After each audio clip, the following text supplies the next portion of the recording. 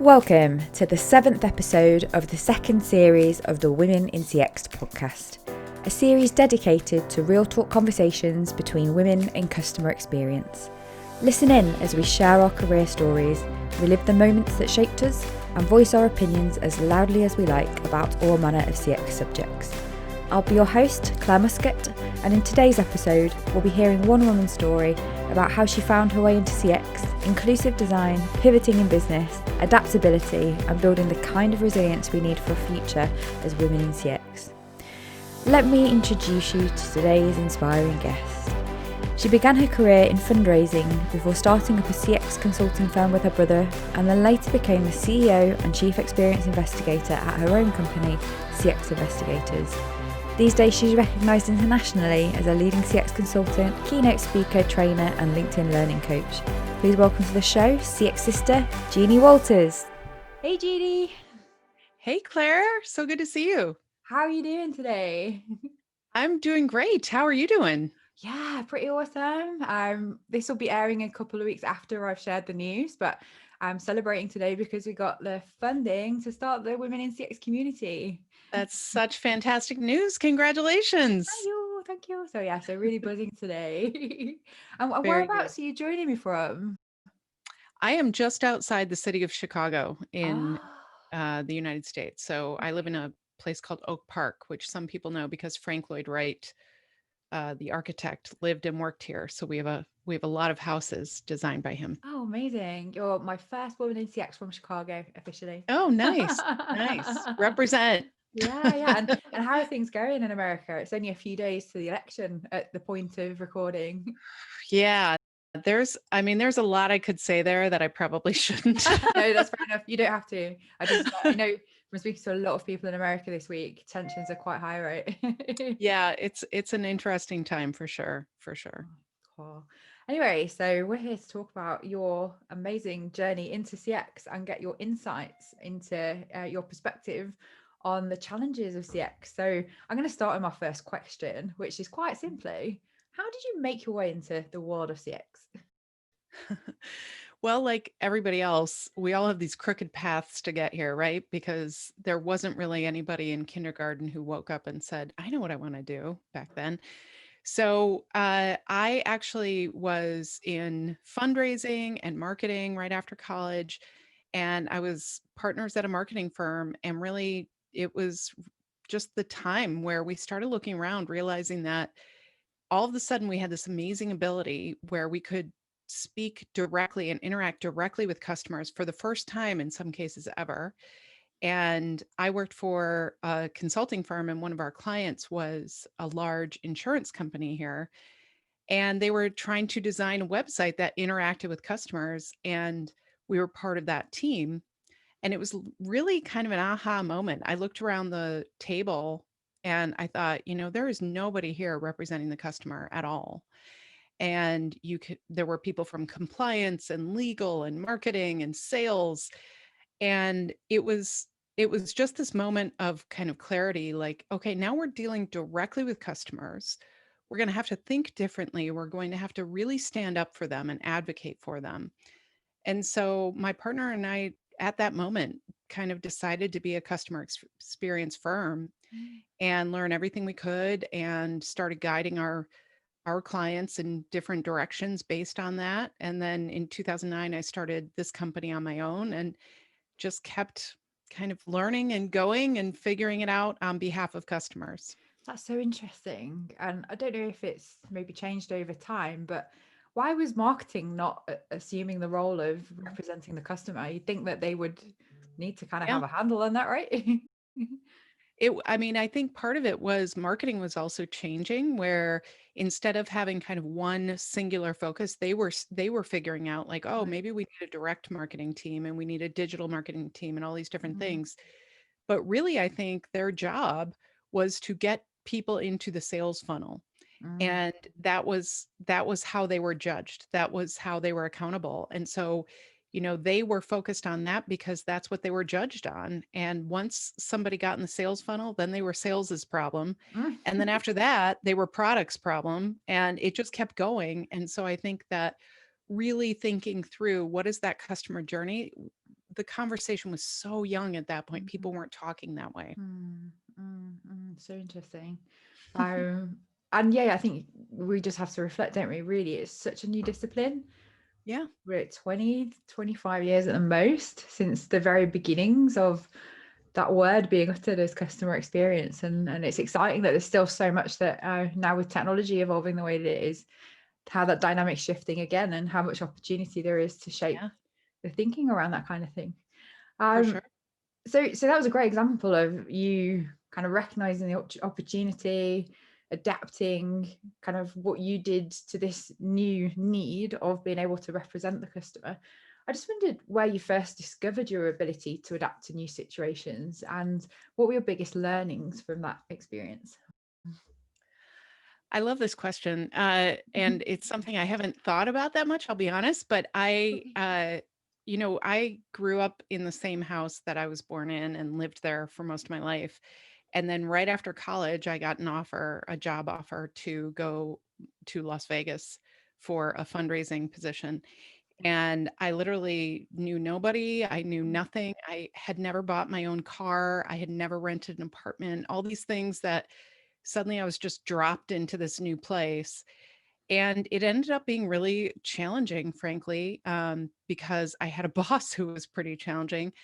And then they shipped me off to Minnesota a few months later, and I had to kind of adapt all over again. And then they brought me back to Las Vegas. And I think it taught me a lot about, you know what, there are times that get tough, that get lonely, that get sad and scary. But if you can just kind of focus on where you're going and know that it's nothing is forever. Nothing is forever. And so if we can focus on that, then you can really, get through that. And I think that was such a great way to build my confidence in knowing that I could try new things and I could take some risks. And at the end of the day, some of them work and some of them don't, but you still end up, you know, sleeping in your bed.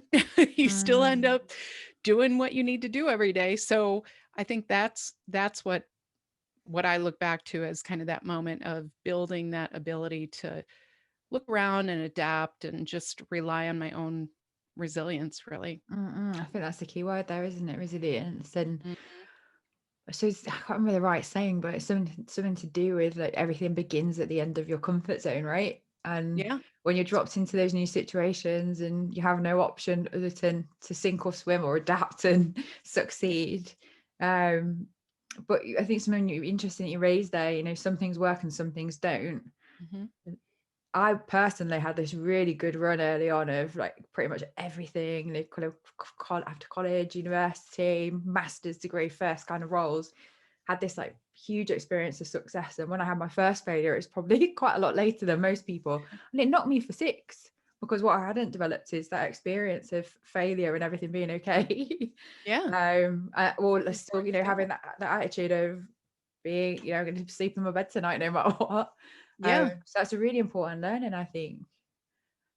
Yeah, I agree. I think it's really important to know that it's okay to fail and to know that you always come out with something, Yeah. and even if it's really painful. And I am not a person who says like everything happens for a reason. I think that's kind of bunk, but I do think that if you have that growth mindset, which is something I talk to my kids about a lot, like maybe you're not going to succeed the first time, but that doesn't mean that you're a failure. It means you're trying to take risks. There's a famous quote about I think Theodore Roosevelt, who talks about being the man in the arena, right? It's Yes. really easy to throw stones when you're in the crowd, Yeah. but when you're the man in the arena and the woman, Woman in the arena. Yeah. yeah, that's right, then you're sticking your neck out, you're taking risks, and there are benefits and there are real risks to that. So you have to kind of figure out where your comfort zone is and where you can push yourself just a little,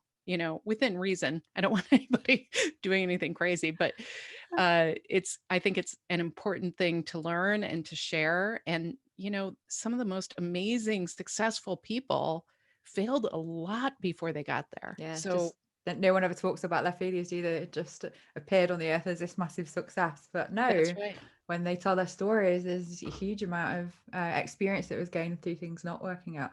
It Yeah. just reminded me of another one. I decided to learn to snowboard at 30. Never been Nice. on a mountain in my life. Like most people start by skiing first, don't they? And then they move into snowboarding. But I was determined that I was going to like learn this new skill.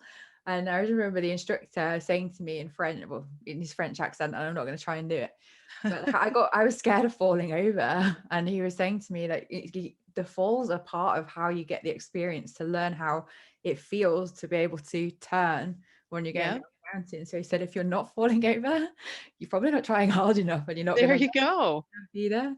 So Yeah. I always remember that, like kind of like That's great advice. Did you learn? yeah. I'm still Okay. terrible, but 10 years on, I That's still go okay. every year, apart from obviously this year with Yeah. everything I that's didn't been start going on. running until I was 41, and I'm still like the slowest runner ever. But I just decided like I'm going to do this because my kid was running, and I thought, why wouldn't I do that? Like, Yeah, why wouldn't I just try that? And so I yeah, think that's really, and my dad took up skiing at 50. He had never yeah. been on a mountain, and he became this like, Great you know, skier. yeah, he loved skiing. So it's one of those things. I think you're never too late. It's never too Mm. late to try. Yeah, I think running's an even better metaphor, isn't it? Because you can't run very far or very fast very quickly, Hmm. especially if you're starting from zero. And it takes like a few steps of running, a few steps of walk, doesn't it? Until you build up your fitness to be able Yep. to do it. I think that's also similar to career journeys and CX. Yeah. Yeah, it's um, true. yeah, It's true. not being able to expecting to do it all at once. So given that we just talked about resilience, adaptability, and change, and I mentioned the current climate kind of when I said I couldn't go skiing this year. But what changes are you seeing in the world of customer experience and business more broadly? Hmm. I'm actually, this is a weird way to answer this because, here we are in the towards the end of 2020, which has been a year unlike any other. And people have been suffering. And I just want to acknowledge that because this was a really hard year for a lot of people. Yeah. I think what I see right now is innovation that is based on the right reasons. And I get very excited about that because I think it's very easy for brands to kind of drag their feet to consider something not important enough, Mm, even when it's really important to customers, even when it would serve them more, even if it would make their day a little better. And in the last, 10 months, what we've seen is brands are realizing like, oh, this isn't a nice to have anymore. This is really important. Our customers need us to innovate around how we deliver their products and services. They need us to provide more communication channels and not fewer. mm, They need us to stand up for them and to show our values. And I think that's something I'm really excited about. And I think that the next generations that are coming up are pushing values more than ever. And that will be a game changer as well. And it already is. They're starting to buy based on, is this really environmentally friendly? Is this really supporting the social justice movement? All of these different things that are incredibly personal and meaningful to people, they're starting to apply that lens to the mm, customer relationships that they have. And I think that brands are realizing this is not something we can ignore. This is not something we can act like it's not happening. We have mm, to actually step up and live our values and show our values and innovate on behalf of our customers, not just for innovation's sake. mm, mm. That's interesting. It's like brands are getting woke, kind of. Yeah. Yeah, that's a good way to say it. I mean, they really are. And thank goodness they are because I think a lot of people have been silently seething about some of these things, but didn't feel like they had another way. And now there's enough momentum and there's this critical mass of people who are willing to say, you know what, we're not going to do this. We're Mm, not going to participate in this way as customers unless you really show us who you are and live up to that. mm, And I think that the transparency around that and the authenticity around that, that will continue to be something that will grow and expand. And I mean, people will put their money where their heart is, right? mm, And I think that's really compelling for not just customer experience, but kind of for the human race, like Yeah. we're all in this together and we need to figure out how can we take care of one another. And I think that's kind of exciting. And there's two words that particularly resonated with me when you were talking then about being genuine and authentic in this. I know we saw a lot this year were brands being performative allies to causes. So, and you mentioned social justice. So Black Lives Matter this year, even Pride, and nobody buys it anymore if it isn't real. They want to see the proof. Show That's me right. where did the rubber meet the road, where you actually did something to make a difference. So, for example, I know there was a company whose CEO stepped down in order to allow a Black colleague to take on his role. And that's true evidence, right, of making a difference. Whereas some companies were posting like Blackout Tuesday social media, but the colleagues that worked for them were speaking up and saying, hang on a minute, we've got institutionalized racism happening right here. I've been subject to bias and speaking out on social media. So I think that's the really important thing. Yes, brands taking a kind of stand and a step forward in their ethics, and that leading with heart, and customers putting their money where their heart is. I absolutely love that. I think that's fun. Fabulous. I'm going to coin that. But it has to be real, and there has to be evidence, and the experience is a great place to do that, right? So well, and I would just add to that I think one of the things customer experience still has to work on with this is representation in order to design better experiences for all customers. So if you serve a customer base that is diverse, you better have diverse people on your customer experience team, because otherwise you're only getting that one lens. You're not really reaching out. You're not understanding some of the biases that happen, some of the stories that we've heard from customers that are really scary and compelling because they're hurtful. Like we need to own that. We need to say that we need to do a better job of that, and not just the Black Lives Matter and things like that, but also customers with disabilities. How are we serving them? How are we making sure that our products are providing them accessible experiences? And so there's so much around this topic that I think we need to just do a better job talking about it. We need to do a better job asking for that representation when we are in a position to do so. Look around the room and ask, is this representative of our customers? And if not, what are we going to do about that? And so I think that there is lots of room for improvement on this, but I think this year in particular, we did see some movement on that leadership. We saw some movement on awareness. I think is safe to say people are much more aware than they used to be. And my hope is that we can continue that momentum until we get to a place where we really are representative customer bases. Yeah, and I totally agree with you. And it's inclusive design, right? So anything that excludes people for sexual orientation, gender, disability, age, there's so much we can do if we have the right representation. And it wouldn't be the Women in CX podcast if I didn't say patriarchy at least once. But from a business leadership perspective, so long as the power resides in the white middle class male that's rich, that diversity and inclusion is never going to be truly tackled. But that's from me. I'm with you. I mean, can we talk about manels? Have you heard that phrase? Manels. So if you ever go to a conference and the panel of experts are all men, that's a manel. That's a manel. I've sat on so many manels before then. I've been the only woman. Yes. Well, then you are helping, defeat the manel just by being there. But it is, I mean, we can talk about tokenism too, but the whole idea of, women make 80% of the household consumer decisions in most cases.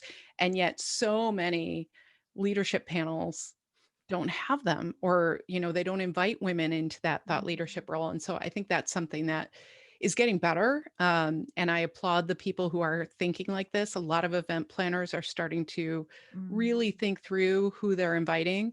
And I applaud those efforts, but I think we have a ways to go too. Yeah. And some voices do need to be amplified, right? Because of bias, or perhaps there just being less people that represent that group in the visible portion, let's say, of any industry or profession. Sometimes we have to seek out people to give them the platform that we might have been lucky enough to have, and help to do that. Absolutely. I think I won't bore anybody on the podcast, your podcast now, but I put something in the newsletter about this intersectional feminism that as white women, I know you've got a husband and kids of straight sexual orientation, we have it a lot easier than a lot of other women. So how can we acknowledge that, embrace that, and do what we can to help people who are having more challenges, whether it's age, race, disability, sexual orientation, to find that platform too. Right. I just get back down off my soapbox. Hang on. It's an important, I mean, all of these are really important topics, and they're really complicated. And I think it's easy to not talk about them in some ways. And so I really am encouraged by some of the discussions that are happening, and some of the things that are, we're acknowledging for, in some cases, the first time ever. And that's no small thing. I really appreciate you being this open and talking about some of those thorny issues with me today. Yeah, they're really important. I mean, I think it's our job, just like you talked about. We sometimes get platforms, and we're in the room sometimes when other people aren't. And so it's really important to start asking those questions and making sure that we are looking out for other people. I mean, my whole thing with customer experience is it's human experience, right? And so if we are looking around and thinking, well, this is a small group of humans represented, then that's an issue. And we also have to be aware, like, you and I can't speak for all women. And so, when we bring, right, exactly. And so we need to make sure that we're constantly seeking out those voices and giving them the chance to speak themselves. I totally agree. Exactly. So it took us a bit of a tangent there, but I enjoyed it. Sorry, I'm good at those. No, I loved it. I really got my chills going now. But kind of back to this theme of adaptability and resilience. Now, I know we had a chat before we decided to record this and shared some of our stories about how we were adapting our lives and our businesses. But I saw on your Instagram today, you're wearing a LinkedIn hat. And you're now a LinkedIn trainer for CX. Is that right? Yeah, I have. I've been a LinkedIn learning instructor for I think since 2017 was my first course. And so I've done 4 courses with them. They're a really fabulous team to work with. They have, I mean, there are so many courses. You can find anything you want on that platform. It's amazing what they do.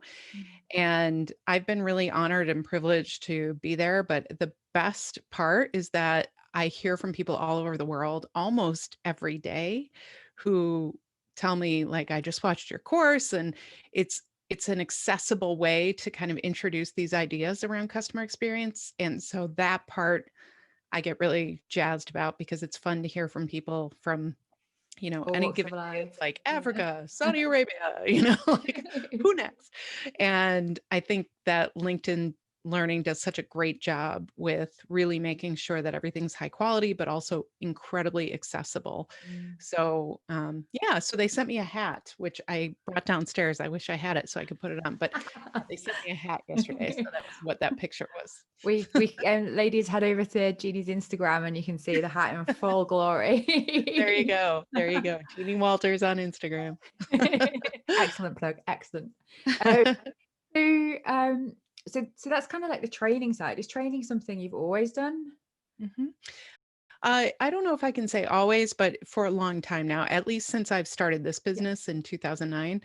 Mm. Because what I found was I started really traditionally consulting and doing a lot of journey mapping and things like that with clients. Mm. And then they would say, this is a great skill. We should have everybody know how to do this. So I was like, great, I'll teach them. So that kind of started down that path. And then since then, I've been doing a lot of, online training with groups and at different conferences. I do workshops and things like that. So I love it. I absolutely love it because there's something really special about seeing people get it. There's something really cool when that happens. And I think knowing then that people use those skills and improve other people's experiences, that's what this is all about. And so, yeah, I really get jazzed about it. Mm-mm. And there's something about in real life, isn't there, though, compared to online, Yes.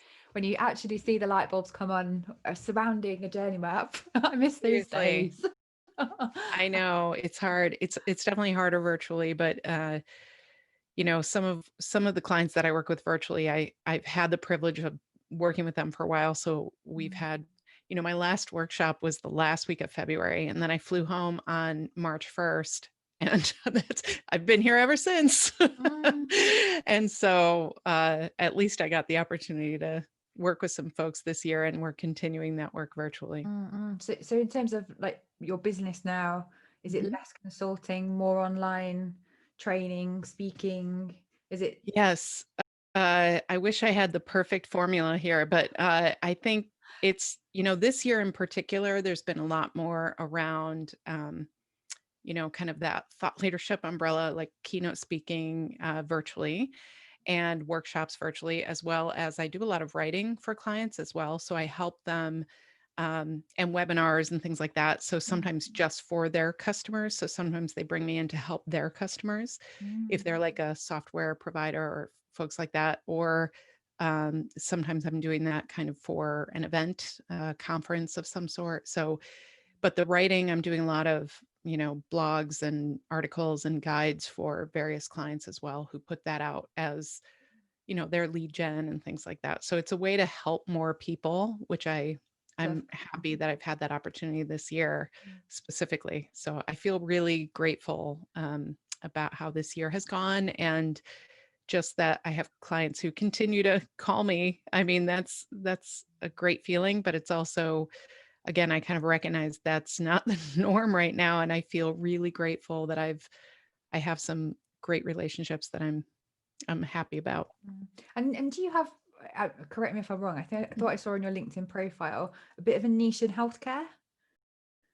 I've done some healthcare specifically around speaking, and that actually was born from a personal experience where in 2014, my family and I were um, in an almost head-on collision with an impaired driver, and we were all really banged up. I actually I shattered my fourth metacarpal in my right hand, so my right hand was shattered.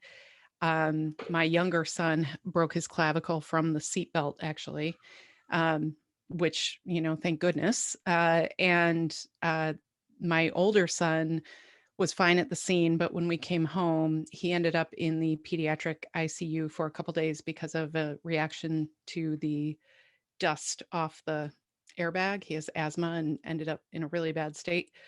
So after that experience, because we were on vacation. The closest urgent care or emergency center was actually across the state line. And then we ended up coming back to Chicago. And so we were dealing with the health system in all these different ways.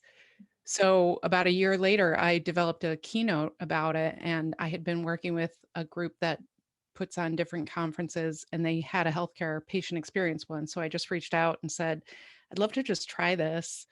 And then I stood on the stage and I was like, what am I thinking? Why would I do this?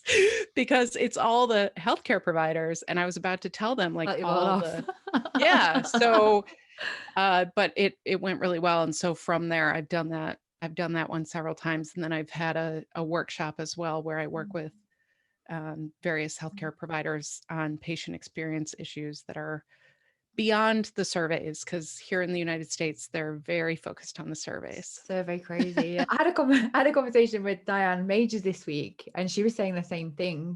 Kind of where we've gone wrong in CX in the US is this like obsession with trying to measure and survey everything, and that being the focus rather than the action to drive change. But what a wonderful tip or piece of advice for women in CX. If you've had a personal experience that you could turn into a talk, what a great way to get fodder and inspiration for something really powerful. So that's really cool to hear. And as we're running out of time, I guess that's my final question, really. In addition to all these wonderful little piles of wisdom you shared today, is there any specific advice that you'd give to women in customer experience to help them develop their own resilience and adaptability now? I mean, I'm a big believer in trusting your gut. I think that sometimes we lean into what we think people expect from us. We think that we have to live up to certain things. We think we have to speak the same way as other people. We think we have to rely on the same data as everybody else. I mean, sometimes you just know. And in customer experience, what a gift, right? Like, I've been in meetings where I've looked around the room and everybody says, yes, that's a terrible way to treat people. And then they say, we better send out 20,000 surveys to check. No, you don't. You don't need to do that. If you know something's not right, then fight for it. Like, fight for your customers. And that's when I feel like I've won, is when I can advocate for customers in a way that is just the right thing to do. And I think everybody knows that. And so trust that intuition. Nice. And that's a great final point to end on there then. So I'd just like to say thanks so much for joining me today. Thank you. This was so fun. And thank you for the invitation. And keep up the great work. Congratulations on the funding. Thank you so much. And thanks to everyone listening at home. Take care. Bye now. Thanks for listening to the Women in CX podcast with me, Clare Muscutt. If you enjoyed the show, please drop us a like, subscribe, and leave a review on whichever platform you are listening or watching on. And if you want to know more, please join us at womenincx.community and follow the Women in CX page on LinkedIn. Join us again next week, where I'll be talking to another inspiring woman in CX about growing up in a communist state and surviving domestic violence to start one of the first fully virtual global CX consulting agencies. See you all next week.